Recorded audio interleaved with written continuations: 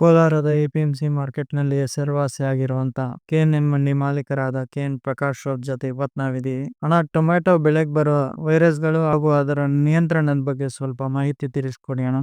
ಈಗ ಸ್ವಲ್ಪ ವೈರಸ್ ಶುರುವಾಗಿದೆ. ಬಿಂಗಿ ರೋಗ, ಎಲೆ ಮುದುರುವಂತದ್ದು, ಗಿಡ ರೂಪನೇ ಕಳ್ಕೊಂಡ್ಬಿಡತ್ತೆ ಅಂತ ರೋಗ.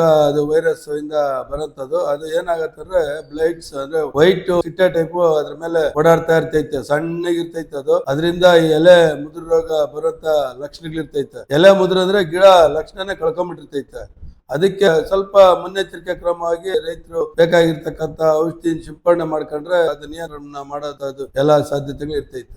ಟೊಮ್ಯಾಟೊ ಸ್ಪಾಟ್ ವಿಲ್ಟ್ ವೈರಸ್ ಅಂತ ಬರುತ್ತೆ, ಅದ್ರ ಬಗ್ಗೆ ಮಾಹಿತಿ ತಿಳಿಸ್ಕೊಡಿ ಅಣ್ಣ. ಏನ್ ವಿಲ್ಟ್ ಅಂತಾರೆ, ಗಿಡ ಬಿಡುವಂತ ಭೂಮಿಯಲ್ಲಿ, ಅಂದ್ರೆ ಭೂಮಿಯಲ್ಲಿ ಗಿಡ ಬಿಡುವಂತ ಲಕ್ಷಣಗಳಿರ್ತೈತೆ. ಅದ್ ಯಾವಾಗ ಗೊತ್ತಾಗತ್ತೆ ಅಂದ್ರೆ ನಮ್ಗ ಗಿಡದಲ್ಲಿ ಚೆನ್ನಾಗಿ ಕಾಯಿ ಬಂದಂತ ಸಂದರ್ಭದಲ್ಲಿ ಅಲ್ಲಲ್ಲಿ ಭೂಮಿಯಲ್ಲಿ ಒಂದು 10-15% ಇದ್ರೆ ಏನು ಪ್ರಾಬ್ಲಮ್ ಆಗೋದಿಲ್ಲ. 50-60-70% ಇದ್ರೆ ಎಲ್ಲಾ ನಾಶ ಆದಂಗೆ ಲೆಕ್ಕ. ಅಂತ ಸಂದರ್ಭದಲ್ಲಿ ರೈತ ಏನ್ ಮಾಡ್ಬೇಕಂತಂದ್ರೆ ಅದನ್ನ ಭೂಮಿನ ಎಲ್ಲಿ 10-20% ಗಿಡ ಕಳ್ಕೊಂಡಿರ್ತೀರೋ ಆ ಜಾಗದಲ್ಲಿ ಭೂಮಿ ಉಳುಮೆ ಮಾಡೋದು ನಿಲ್ಸ್ಬೇಕಾಗತ್ತೆ. ಯಾಕಂತಂದ್ರೆ ಅದರಿಂದ ಭೂಮಿ ಎಲ್ಲ ಹರಡಂತ ಎಲ್ಲಾ ಸಾಧ್ಯತೆಗಳು ಇರ್ತೈತೆ. ನಿಲ್ಸಿ ಅದನ್ನ ಮಾರ್ಕ್ ಮಾಡ್ಕೊಂಡು ಅಲ್ಲಿ ತಕ್ಕ ಮಣ್ಣನ್ನ ತೆಗೆದು ಆಚೆ ಹಾಕಿ ಬೇರೆ ಮಣ್ಣನ್ನ ಭರ್ತಿ ಮಾಡ್ಕೊಂಡು ಇದ್ ಮಾಡಿದ್ರೆ ಅದೊಂಥರ ಒಂದು ಇದಾಗತ್ತೆ. ಇಲ್ಲ ಅಂತಂದ್ರೆ ನೀವು ಬೆಳೆಗಳನ್ನ ಬದ್ಲಿ ಬೆಳೆಗಳು ಅಂದ್ರೆ ರಾಗಿ, ಜೋಳ ಈ ತರದ್ದು ಬೆಳೆ ಬೆಳೆದು ಸ್ವಲ್ಪ ನಿಯಂತ್ರಣಕ್ಕೆ ತರಬಹುದು. 10-15% ಒಂದು 50-60-70% ಇದ್ದಂತ ಸಂದರ್ಭದಲ್ಲಿ ಏನು ಮಾಡಕ್ ಆಗೋದಿಲ್ಲ. ಸುಮಾರು ವರ್ಷಗಳ ಕಾಲ ಬೇರೆ ಬೆಳೆ ಬೆಳೀತಾ ಇದ್ರೆ ಅದು ಆಟೋಮೆಟಿಕ್ ಆಗಿ ಸರೋಗತ್ತೆ.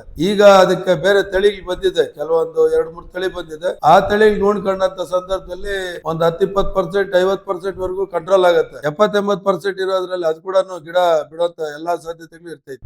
ಟೊಮ್ಯಾಟೊ ಮೊಸಾಕ್ ವೈರಸ್ ಅಂತ ಬರುತ್ತಲ್ಲ, ಅದು ಹೇಗಿರುತ್ತೆ ಮತ್ತೆ ಅದರ ನಿಯಂತ್ರಣ ಹೇಗೆ ಮಾಡೋದು ಅಂತ ತಿಳಿಸ್ಕೊಡಿ ಅಣ್ಣ. ಸಾಮಾನ್ಯವಾಗಿ ಅದನ್ನ ನಾವು ಗಿಡದಲ್ಲೇ ನೋಡ್ಕೋಬೇಕಾಗತ್ತೆ. ಆ ವೈರಸ್ ಕೆಲವು ಭಾಗಗಳಲ್ಲಿ ರೋಗ ಇರ್ತಕ್ಕಂಥ ತೋಟಗಳ ಪಕ್ಕದಲ್ಲಿ ಇರ್ತಕ್ಕಂಥ ನರ್ಸರಿಯಲ್ಲಿ ನಾರ್ ತರಬಾರ್ದು. ಆರೋಗ್ಯಕರವಾಗಿರ್ತಕ್ಕಂಥ ಜಾಗದಲ್ಲಿ ಸಸಿಗಳು ತಂದು ನಾಟಿ ಮಾಡಬೇಕಾಗತ್ತೆ. ಮತ್ತೆ ಅಂತ ವೈರಸ್ ಬಂದಂತ ಸಂದರ್ಭದಲ್ಲಿ ಎಷ್ಟು % ಗಿಡ ಇರ್ತೈತೋ ಅಷ್ಟು % ಗಿಡನು ಕಿತ್ತು ಆಚೆ ಎಸಿಬೇಕಾಗುತ್ತೆ. ಎಸೆಯೋದ್ರ ಜೊತೆಗೆ ಸುಟ್ಟಾಕೋದು ತುಂಬಾ ಒಳ್ಳೇದು. ಆ ಸುಟ್ಟಾಕದಂತ ಸಂದರ್ಭದಲ್ಲಿ ಇನ್ನೊಂದು ಇದಕ್ಕೆ ತೊಂದರೆ ಆಗೋದಿಲ್ಲ. ನೀವು 1-2% ಆ ತರ ಸಸಿಗಳು ಕಾಣಿಸ್ತೈತೆ, ನೀವು ಅದನ್ನ ಬಿಟ್ರೆ ಏನಾಗತ್ತೆ ಅಂದ್ರೆ ತೋಟ ಎಲ್ಲ ಮತ್ತೆ ಹಬ್ಕೊಂಡಂತ ಎಲ್ಲಾ ಸಾಧ್ಯತೆಗಳು ಇರ್ತೈತೆ. ಒಂದು ಎರಡನೇದು ಏನಂದ್ರೆ ನೀವು ಯಾವ್ದೇ ಔಷಧಿ ಸಿಂಪಡಣೆ ಮಾಡಿದಾಗ ಯಂತ್ರೋಪಕರಣಗಳನ್ನ ಶುದ್ಧೀಕರಿಸಬೇಕಾಗತ್ತೆ. ನೀವು ಯಂತ್ರೋಪಕರಣ ಶುದ್ಧೀಕರಿಸದೇ ಇದ್ರೆ ಏನಾಗತ್ತಂದ್ರೆ ಬೇರೆ ತೋಟದಲ್ಲಿ ರೋಗ ಇರೋದು, ಈ ರೋಗ ಇಲ್ದಿರೋ ತೋಟಕ್ಕೆ ರೋಗ ಬರುತ್ತ ಒಂದು 10-15% ಚಾನ್ಸಸ್ ಇರ್ತೈತೆ. ಅದರಿಂದ ಅವನ್ ಕ್ಲೀನ್ ಮಾಡ್ಬೇಕು. ಮತ್ತೆ ನಾವು ಸ್ವಚ್ಛವಾಗಿರ್ಬೇಕಾಗತ್ತೆ, ಅದನ್ನೆಲ್ಲ ಅಳವಡಿಸ್ಕೋಬೇಕು. ಮತ್ತೆ ನೀವು ತೋಟದಲ್ಲಿ ಯಥೇಚ್ಛವಾಗಿ ಕಳೆ ಬಿಟ್ಟಿದ್ದೆ ಆದ್ರೆ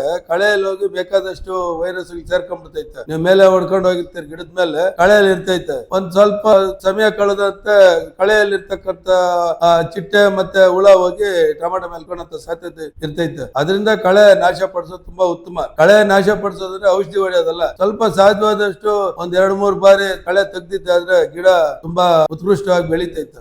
ಕುಕುಂಬರ್ ಮೊಸಾಕ್ ವೈರಸ್ ಅಂತ ಬರುತ್ತಲ್ಲ, ಅದ್ರ ಬಗ್ಗೆ ಮಾಹಿತಿ ತಿಳಿಸ್ಕೊಡಿ. ಕುಕುಂಬರ್ದು ಅಂದ್ರೆ ಸಾಮಾನ್ಯವಾಗಿ ಅದು ಅದರಲ್ಲಿ ಸುಮಾರು ಬರ್ತೈತೆ, ರೆಡ್ ಮೆಟ್ಸ್ ಬರ್ತೈತೆ, ಮತ್ತೆ ಹುಳ ಜಾಸ್ತಿ, ಹುಳ ಸ್ವಲ್ಪ ದಪ್ಪ ಹುಳ ಬಂದ್ಬಿಡ್ತೈತೆ. ಅಂತ ಸಂದರ್ಭದಲ್ಲಿ ಏನ್ ಮಾಡ್ಬೇಕಂತಂದ್ರೆ ಹುಳ ಇರ್ತಕ್ಕಂಥ ಕಾಯಿನ ಕಿತ್ತು ಭೂಮಿಯಲ್ಲಿ ಹಾಕ್ಬಿಡ್ಬೇಕು. ಹುಳ ಇರ್ತಕ್ಕಂಥ ಕಾಯಿ ಕಿತ್ತಾಗ ಏನಾಗುತ್ತೆ, ಹುಳದಲ್ಲಿ ಬೇಕಾದಷ್ಟು ಅಂಡಾಶಯ ಅಂದ್ರೆ ಮೊಟ್ಟೆ ಇರ್ತೈತೆ. ಆ ಮೊಟ್ಟೆ ನಾಶ ಪಡಿಸ್ಬೇಕಾಗತ್ತೆ. ನೀವು ಪಡಿಸದೇ ಇದ್ರೆ ಏನಾಗುತ್ತೆ, 100-100 ಲಕ್ಷ ಆಗತ್ತ ಎಲ್ಲಾ ಸಾಧ್ಯತೆಗಳು ಇರ್ತೈತೆ. ಆ ಹುಳ ಏನಾಗುತ್ತೆ, ಕಾಯಿ ಒಳಗಡೆ ಕರ್ಕೊಂಡು ಒಳಗಡೆ ಹೊಡ್ತೈತೆ. ಅದ್ರ ಜೊತೆಗೆ ಎಲೆ ಕೆಳಭಾಗದಲ್ಲೇ ಹುಳ ಇರೋದು ಸಾಮಾನ್ಯವಾಗಿ ನೀವು ಗಮನಿಸಿ. ಎಲೆನಲ್ಲಿ ಇರ್ತಕ್ಕಂಥ ಸಾರಾಂಶನೆಲ್ಲ ಹೀರ್ ಬಿಡ್ತೈತೆ. ಹಂಗಾಗಿ ಅದನ್ನ ನಾಶ ಪಡಿಸ್ಬೇಕಾಗತ್ತೆ. ಸಾಮಾನ್ಯವಾಗಿ ಹುಳ ಜಾಸ್ತಿ ಬಿದ್ದಂತ ಸಂದರ್ಭದಲ್ಲಿ ನೀವು ಹೂವಲ್ಲಿ ಬಿದ್ರೆ ತುಂಬಾ ಪ್ರಾಬ್ಲಮ್ ಆಗುತ್ತೆ. ಸ್ವಲ್ಪ ಕೀಟನಾಶಕಗಳನ್ನ ಬಳಸಬೇಕಾಗತ್ತೆ. ಕಾಯಲ್ಲಾದ್ರೆ ಕೀಟನಾಶಕ ಮೊದಲು ಕಾಯಿನೆಲ್ಲ ಕಿತ್ತು ನಾಶ ಪಡಿಸಿದ್ರೆ ನಿಮ್ಗೆ ಅದು ನಿಯಂತ್ರಣಕ್ಕೆ ಬರೋ ಎಲ್ಲಾ ಸಾಧ್ಯತೆಗಳು ಇರ್ತೈತೆ. ಟೊಬ್ಯಾಕೊ ಮೊಸಾಕ್ ವೈರಸ್ ಅಂದ್ರೆ ಏನು, ಅದ್ರ ನಿಯಂತ್ರಣ ಹೇಗೆ ಮಾಡೋದು ಅಂತ ತಿಳಿಸ್ಕೊಡಿ ಅಣ್ಣ.